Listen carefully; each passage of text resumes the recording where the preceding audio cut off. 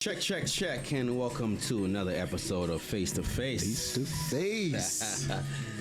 Yours truly, Nessa Can, and my main man, Caprice. That's my name. What's good, man? AKA Lyricist, AKA Prince Charming, AKA Golden Child, AKA Entity, whatever you want to call me. AKA Damaris. What's going on, man? Yo, I'm chilling. What are you sipping over there for Cinco de Mayo? Water. Oh, water. Yes, that's water is a 0-calorie product that our body needs. A little pina colada. Pina colada. Me, I am, going to shoot this Patron just to get things started real quick. Excuse me. I can't do Patron. Why not? I know. It's tequila. Just don't mix. Ew. Tequila is one of those. It's kind of one of those tastes that you kind of got to get used to. Mm-hmm. At first, I was against it, but now I'm with it, man. Yeah, I'm with it. Tequila is definitely one of those drinks. Like I can't drink too much of it because I will definitely make mistakes. Yeah, like I'm talking like apology letters, emails. I gotta like make new songs saying I didn't mean it. Yeah, it gets a little wild. So we have to start making you drink more tequila on the show. No. We're not gonna do that because you're not gonna have me out here blabbering. Because of overdose of liquor, like our last guest that we didn't schedule. Oh wow! You got to show me that clip. Oh, I'm gonna show you the clip. Just for those who don't know, if you follow me on TikTok, I'm gonna give you the clips anyway. So maybe Nesta will post what I'm talking about. But there was a gentleman who just leisurely strolled in here while I was out the studio for about 20 minutes. Yes, I came back in and we had a guest. Yes, and I was. And this guy's entertaining him. I was entertaining him. I was. He just sat down, pulled up a mic, and just started talking. And I just hit record on my phone.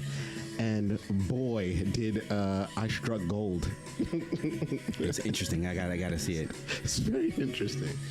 So what's up, baby? What's on the menu for today? We were supposed to have a guest in, and we gave her the wrong address, and she ended somewhere in Long Island, Staten Island, wherever island she was in, and she couldn't come back, over this way. So 1,000 apologies about that. I swear this location is like the Bermuda Triangle. And, it's easy to get lost. I, too, my driver recently got lost, and I had to walk maybe like 15 minutes to get here in the rain. So I don't know what it is about the location, but people don't seem to understand.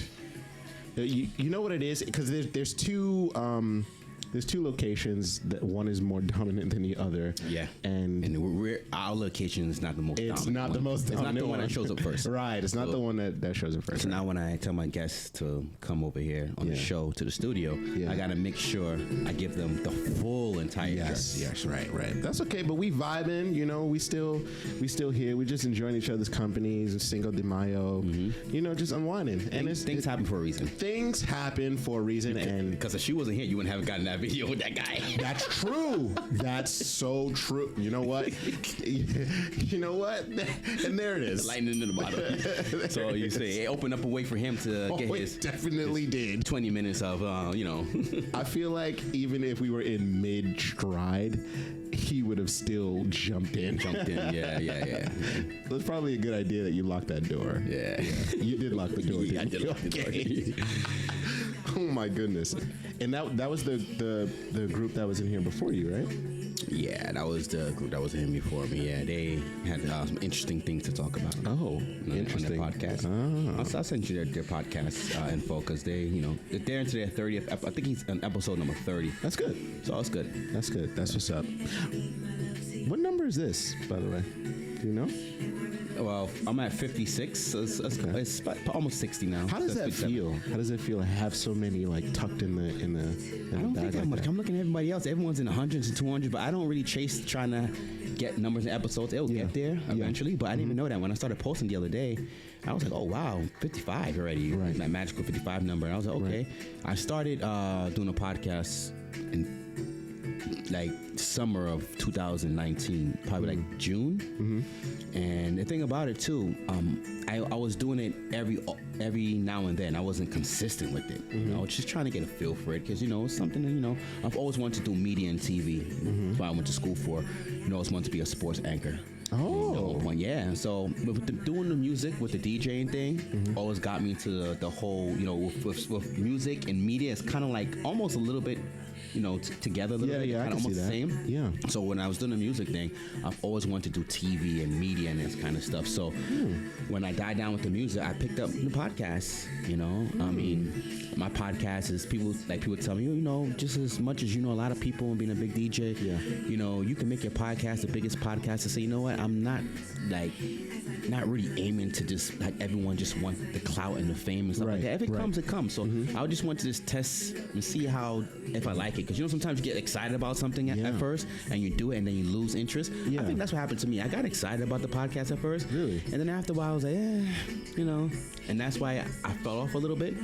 And then when I started to get the urge to pick it up a little bit more, the pandemic happened. And that definitely took away everything. So do you think it was the pandemic that reinvigorated you? I think so. That's what I'm trying to say. The pandemic helped a little bit because it gave me some time to really take time off and figure out that this is something I do want to do. I just didn't want to just give it up right away. Yeah. And then I just saw the two channels because not only this, I have a sports podcast as well. So I had them just sitting there. I'm like, you know what, with the podcast, what I love about them is the networking. I like having different people on the show, and just just talking and find out more things about them and just networking. That's what I do. That's why I've been so successful as an international DJ because I'm good at networking, and meeting new people. Marketing, promotion, all that kind of stuff. Yeah. So I like that kind of stuff. That is definitely one thing I can say about you. You definitely are good at, you're a people person. Yeah. You know how to engage with people. You just know how to pull them in. You have like this magnetic personality that people are just kind of drawn to you. And then once they're in your presence, you kind of got them. Right. It's kind of it. Hey, that's good. And I try to use that. I know that's my strength. So I try to work on that. Try to use that to try to be successful. So what kind of advice would you give someone just starting a podcast? Whoa, because I still feel like I'm a rookie at this. Really? A lot of people see it and think, oh, wow, you got this, this big podcast. I said, it's there. What advice would I give somebody? That's a good question. It's one of those. Sometimes you ask a person a question, you can't think about an answer right there. Yeah, I mean that's fine. Fine, we can definitely just do. I guess I don't want to sound so corny and say just be yourself. Sound corny. If it's corny, I mean, because it's like, damn. That's a good question. I'll get back to you on that one. Okay. I mean, if you want to do a podcast, because you got to find out what's the reason why. I'll ask, what's the reason why you want to do a podcast? Because some people want to do the podcast because they see other people doing podcasts and they see the hype about it, so they want to jump in on it too. But if you want to do a podcast because you feel like you want to give people a platform, you have a platform where you can use to actually educate people, and people could come on your show and do. Then you should start the podcast and see where it goes. But if you just want to do it for the likes and the fame and the clout, the wrong reason to do it. Wrong reason to do it. Wrong reason to do it. Because a lot of people just want content to put on social media to get that likes and followings and stuff like that. So if you're doing a podcast just for that, most likely. Why do you think that fame plays a part in it? I know that this is a generation where clout is everything. Yeah, everything. And of course it's because of social media. Right. But is there a deeper issue going on here, or just people just so shallow that they just want the clout? I think that's what it is. You think that's what they just want the clout? There's no substance. I think that could be one of the main reasons, but there are other reasons as well. People just want the clout. I tend to stay clear of people who, are coming at it or anything with the reason to gain clout. Yeah. Those people are very unpredictable. Yeah. And they're dangerous to me. They're dangerous to me because, and I'm not talking about the legit people who earned the clout. Like if you're doing a good product and it pays for itself, right? There's value for value. That's fine. Yeah. I'm not talking about you. I'm talking about the people who would run into traffic and mess up everybody's day just to get their 15 minutes of fame. What is that? Where does that come from? Like, what generation started that? Because it damn sure wasn't in my generation. Nah, our generation wasn't like that. Because remember, our generation, we didn't have all of the things that we have now. That's true. We didn't have, you know, with the whole Instagram, social media. And we didn't have social media, all that kind of stuff. That's why they even said, Michael Jordan said, thank goodness didn't have social media back then when I was playing, because there's so many stuff that would have been out there in the locker rooms and stuff that he did and the Bulls did and on the road. Yeah. A lot of players, Shaq and them said it too. It's like, shoot, all these players getting in trouble, you know, like, you heard about the thing with Paul Pierce having all those strippers. He had a gig. You know, Paul Pierce is an NBA player. He was an NBA player. He was on the Celtics, right? Celtics, and he had a gig with a commentator. I think in TNT or whatever. But he had a gig after basketball. He's a commentator. Gotcha. For years, he's been doing a good job too. And 3 weeks ago, he had something where he had Patron and drinks and he's having a good time. You know, he still has money. Patron. All these chicks are in his hotel room. Yeah. Butt naked, thongs, everything. Strippers. And he's feeling good and he's recording it. I'm still not seeing a problem, but go ahead. Well, when you work for a certain company, that image is not good. So they're like, he put that on social media, it got out, and all the endorsements and everything. You have to be squeaky clean when you're working with, you know, the top of the top companies. So that reminds me of when Michael Phelps caught all that smoke because they found out that he smoked weed. Yeah. Michael Phelps is an Olympic gold medalist, okay? And he smoked weed and then, like, he gets crucified? That's really the society we live in, though? Yeah, I mean, for weed? The tequila and like, you know, exotic dancers, I guess. So anything these days would get you cut when you're working with these, you know, these top businesses and these companies and these endorsement companies. How do you feel about that? Because I don't like it. I don't like it too, because it's whatever you do in your personal time is your business. Right. But I guess they feel like we don't want that stigma, we don't want that image working for us. See what happened to Tiger Woods. He was once a billionaire. When he became a billionaire, people forgot that he was a billionaire. And Nike and everything dropped him. Oh, Tiger. Tiger had other issues. Let's be real. Yeah, he's been in a lot of stuff, you know, stuff. Kobe at one point, he raped the lady, you know. God bless the dead Kobe. Yeah. So a lot of guys got a lot of you know, took a lot of heat for stuff that they did off the field or off the court or off, you know. But to lose endorsements, jeez. Yeah, just like that.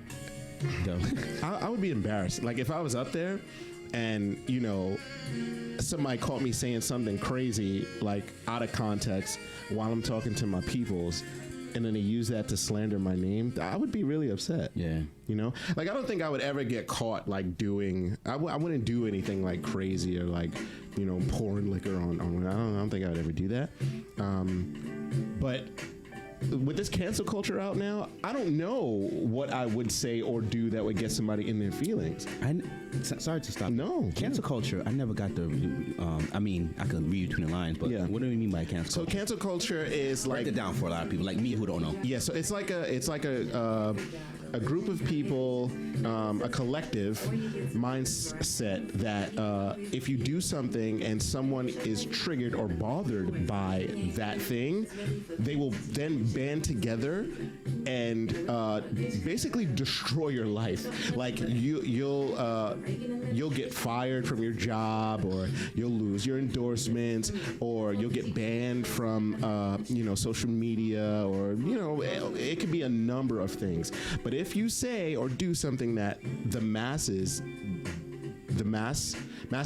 don't like, a lot of times cancel culture they'll come together in droves and just end whatever you have going on. So that's basically what cancel culture is. That's why people are like walking on eggshells when they talk about things or they say certain things, because they don't want to offend a certain group or a certain, a race or ethnicity. It doesn't matter. Like, but I'm living in this world where it's like, you know, I was raised to say how I feel. Like, even in my music, I say whatever I want. I don't really think about. Well, that was interesting. I heard pussy. Where'd you get that from, buddy? This is supposed to be smooth jazz. It is smooth. You know, why am I hearing pussy in jazz? I mean, it's not all jazz. You know what I mean? You know. Okay. You know when I anyway. Oh yeah. Go ahead.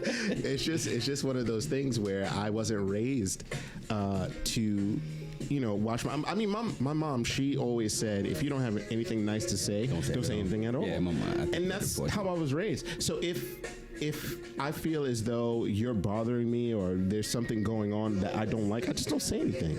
I don't say anything because I don't have anything nice to contribute. But I'm not going to cancel you. I'm not going to stop you from feeding your children. Is that the reason why you're so quiet? No. The reason I'm so quiet is because I don't like people. I love the viewers. I love you guys. Hold on. Really? You don't like people? I don't. I hate people. Everyone always say, oh, when he's on your show, he speaks. Yes, because I like you. Yeah, but you don't like people? No, I don't. They don't. If you don't contribute anything to my life, or I feel like I can't learn anything from you, or you're just like, you're not on the same vibe as me. You don't even have to be on the same vibe as me. So you're not a people person. I can turn it on and turn it off. It's just one of those things. Well, you don't seem like the type that don't like people. You seem like, okay, you're just quiet, but because you just don't talk to everybody. But when you do find yourself around people, then you talk. Multiple personality disorder will do that. But I know how to maneuver properly throughout the landscape. So if I need to talk to an individual or people, I can do it. No problem. But most of the time, what are we talking about? Why are you talking to me? Why are we having this interaction? Just so you could like tell me what's going on in your world? Like, why do I care about what's going on in your world? Unless like we're contributing. So like if I'm telling you something and then we're engaging in conversation like you and I, this is different. Yeah. I love this. Yeah. I love our rapport. I love this interaction. But gotta have substance. Be a person of substance and have something to talk about. Right. To get you and going. I need to see value in you. And the thing is, it may be because of the trauma that I faced growing up or whatever the case was, that people have to earn my respect. Like, you come in guilty. Mm-hmm. So unless I see you doing things or I see that, there is some sort of connection there, then I'll approach you myself. But most of the time, I'm just watching, I'm just observing, I'm taking like mental notes, I'm remembering, and I'm staying quiet and staying to myself until, I see like, this guy, all right, let me check him out a little bit. I think there's a word for that. You're called like a misanthrope or something like that. Really? It's something. I think I always remember that. Cool. People who are not people person.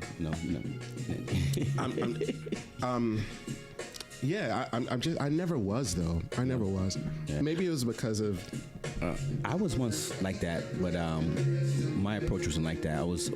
I'm still like that. You get both sides of me. I'm kind of quiet. I'm to myself. I say to myself. And then when I start to get a feel for you, I open up a little bit more. Yeah. But I open up so much to the point where, like, my last girlfriend, one of my ex-girlfriends, she used to always say, wow, you could just pick a conversation with anybody. I could be in the lobby right now. Yeah. And then once I see someone talking and then they finish their conversation and we make eye contact, I could just pick a conversation with them and just like, wow, and they just go along with you. So as time I started opening up after a while. Yeah. And the thing is, I had to do that too. One of the things that I had to get over was I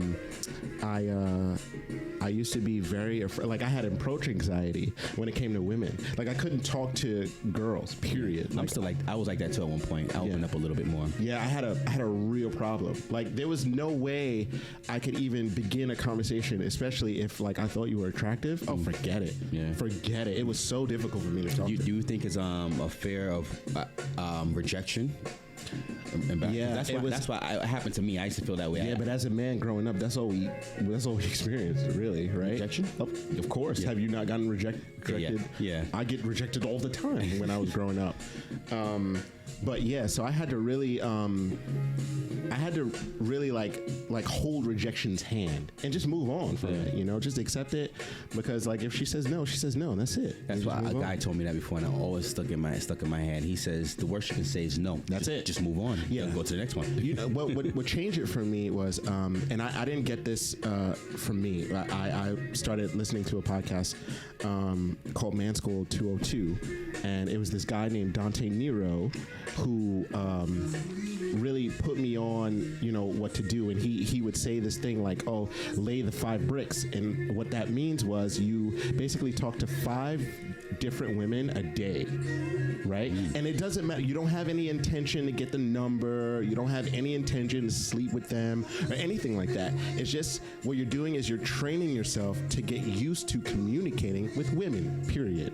So I started doing that. I started talking to 5 random women, and I don't even like doing that, because I feel like girls walking on the street, they hate to, you know, be interacted with. But I guess because they're so used to men approaching them and hitting them up, so you seem just like an ordinary, and it's one or other the rest of the guys trying to hit up on them and stuff like that. Right. So it was a little difficult for me because, you know, I wouldn't usually target the women that was like on the street or anything like that.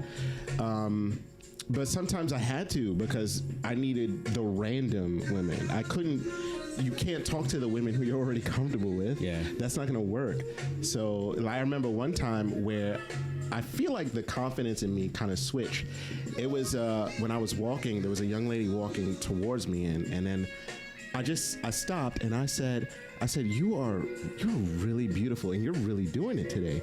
And her face, she just glowed. She was just like, thank you so much. And it was that rapport, it just felt, that interaction felt so good that I'm like, all of the rejection that I've encountered, that one thing just brought it back to like, it didn't even it. Like, I didn't care how much times a girl said no to me. Yeah. That moment, it was all worth it to find that one moment of a woman smiling at me, just appreciating me for what I said, the compliment, you know, because it had nothing else, you know. I didn't. So that basically turned you into Popeye when he eats the spinach.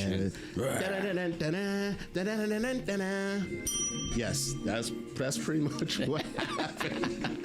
That's pretty much what happened. Yeah. Yeah. And once I started doing that, the rest just fell into place. I gained a lot of confidence, and then there was like points where like I had to really like test this theory, because this was pre-COVID, of course, a while ago, and I had to then step that up, and I could even go to like a group of girls. Yeah.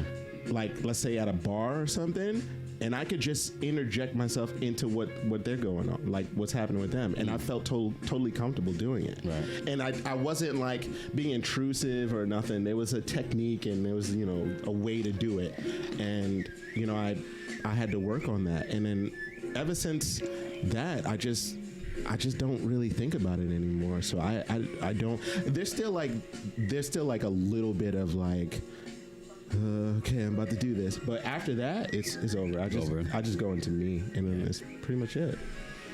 Yeah. Interesting. Yeah, that's why I don't really have a problem with meeting new women or whatever. It doesn't matter. I don't really care, because you're a human. And are you currently dating? If you don't mind. Oh yeah. I got Are you dating? I got my heart. I'm good. Your heart? Oh, I'm good. So as of Cinco de Mayo 2021, yeah, ladies, he's off the market right now. Like we said on the last show, you got to go in your phone and contact every single woman. Every woman I have in here, and let them know. To let them know I am off the market. Where did that come from? How did we come up with that? I think Z said that. No, was it Z? It wasn't Z. And I think we were talking about that before they came on. Yeah, it wasn't Z. I'm sorry, Z. Don't mean to throw dirt on your name like that. I'm sorry. Yeah, we talked about that. I forgot how it came. I forgot how it was too. But that's crazy. Yeah. Yeah, but I'm not doing that. I don't care. Like, I'm not doing that still. So as of Cinco de Mayo, you're I'm happy, man. Happy? Like, are you? That's what I'm trying to say. Are you happy in your relationship? Is she a good woman? Oh, she's a good girl. You're a good girl. She pleases you. Good girl. Shout out right now. You're a good girl. Oh, I'm not gonna say names. I'm not gonna do that. Yeah, I'm not I'm not gonna say joking. names. But That's yeah, good. she's a good girl. That's I have a lot of fun with her. She you know what it is about her? She does this thing where she just appreciates the little things. You know, there's a certain level of appreciation that I wasn't receiving from a lot of female. Oh, tell me about it. Yeah, and it kind of hurts, man. Yeah. Like it's almost like in my experience, I was being treated like whatever what I was doing wasn't enough, and then I would always have to like break down these walls of what another man did, and it had nothing to do with me. And then like once I break down that wall, then I gotta meet the you without the defense. What if I don't like you? And then most of the time I didn't like them, so it's just like, oh, just put the wall back. I'm like, you know what I mean? So it was, but she's not like that. She's understanding, very understanding. She listens. Yeah. She's cooperative. She's submissive. Mm-hmm. She understands our dynamic. Like she's just willing. Mm-hmm. You know what I mean? Cup is just empty, and she's so open to fill it with anything that I want her to do. And you guys have been dating for how long? Not long at all. Not long at all. Oh. It's not long. Maybe a little over a month. It's not long. So this is new. This is and it happened out of nowhere. So we talked about this on many podcasts we had, right? People should normally, like you said, put their best foot forward when it's supposed to be your right. So you know, things always are good in the beginning, and then they turn sour in the end. So do you see any red flags? Are you confident? That I was just talking about that. Are you confident that this is really her? I was just talking about that to her. All her cards on the table right now. I was talking about that to her yesterday. We had a little date night, and I just brought up the fact that I was just trying to find something, some sort of red flag, some sort of thing where it's just like, you're doing something wrong here, but I couldn't find anything. I think that I do that too, but a lot of women say we shouldn't do that because that messes us up trying to find. Of course it does. Trying to find red flags when we should just live in the moment and take the person as it is, because you know. But still, you're absolutely right. And then I have to not constantly, but I do have to remind myself that if things are going good, it's supposed to be going good. You know, that's totally fine. There's nothing wrong with that. Because you know, in the beginning, the relationships always start off really good, and then later on. And I do know that there down the line, there's going to be stuff that we disagree with. But I'm already working really hard on the foundation and you know, just the openness as far as the conversation, the understanding, the affection that we have for each other is just one of those things where she cares about how I feel and I care about how she feels. So no matter how much in a disagreement or angry we are with anything, we always will. I can guarantee that we're always gonna come back to each other and work it out. You know what I'm saying? That's good. And you know, the cooperativeness, I didn't even realize that it was the cooperativeness that I was lacking in other situations that I was in. Yeah. Like I've entertained women who just you can tell that there's trauma there. There's so much trauma. But you still try to deal with it, thinking that you could change it and work with them. Not change. I didn't want to change. I wanted to destroy. I wanted to get rid of that, because I believe that a woman, like, if you're with me, you gotta let me take care of you. Right. You gotta let me do that. And the only way to do that is if you can't hold me accountable for what happened in your past. Yeah. So I tell women that you gotta clean out your attic, and your attic is like your mind. Right. You just gotta dust that all so I can move in my furniture, man. Like, let me, you know what I mean? I'm trying to move into the heart. I'm trying to move into the mind. You gotta let me repeat that again. Yeah, I'm just saying, you gotta clean out your attic so I can move in my furniture. Ooh. That's what I'm saying. That's what I'm saying. And the thing, Laura's just not here. But see, the thing is, what I really like about her. Hey, sweetheart. She came like that. And this is this is what scares me. This is what scares me. So what scares me is the fact that she doesn't even realize that she's doing it. this is just her naturally, genuinely being this way. If she's playing a diabolical game to like have me wrapped around her finger, I have to kudos to you. Because I don't see any red flags, any sort of setups. If she's like really sitting down and like writing this play by play, I am very impressed. Which kind of makes me want her more, honestly. you know, really. But seriously, man, like, and I didn't see her coming. I didn't see her coming at all. And two things can be right. And you've put your cards on the table, and you told her to put her cards on the table, right? Have you guys? There was no need. No need for that. There was no need for that conversation because you don't think so? There's a need for that. I'm gonna tell you why. Because we naturally did that. It was no like, all right, so I'm gonna put all my cards in. There was just questions that was asked. That's what I mean. Oh, I said put your cards on the table. Oh, like, yeah. Everyone's on the same page. Yes, forward. we That's are what definitely. I mean. Yes, we're definitely on the same page. So there's no in between, like, you know, because sometimes they say women are thinking one way and a man is thinking the next way, and then there's certain times where because she's an overthinker, so there's a lot of times where I do have to like, you know, kind of nudge her back in the right direction to stay focused, right, and things of that nature. But you know, that's fine. That's totally fine. Right. You know, yeah. I mean, it is what it is. And look, I'm happy, so that's the most important. I don't really care. So we have 2 more minutes left, so let's wrap it up. Anything else you want to say? Cinco de Mayo. Look, shout out your boo. Tell her. No, not got a name, but, you know. Shout out to you, Michael Phelps. Yeah, you know, just keep doing what you're doing, and you know, for everybody out there who's you know, who wants to find love and things of that nature, just keep improving on yourself, and things are going to fall in place. As soon as you raise your value, I promise you, everything is going to fall into place. You're going to be fine. You're going to be fine. Everything will be fine. Yeah, words for the great Caprice. All right, my brother, it's always a pleasure. Oh, it's a pleasure, man. Thank you for having me. I appreciate it. Yeah. Oh, I'm definitely coming back.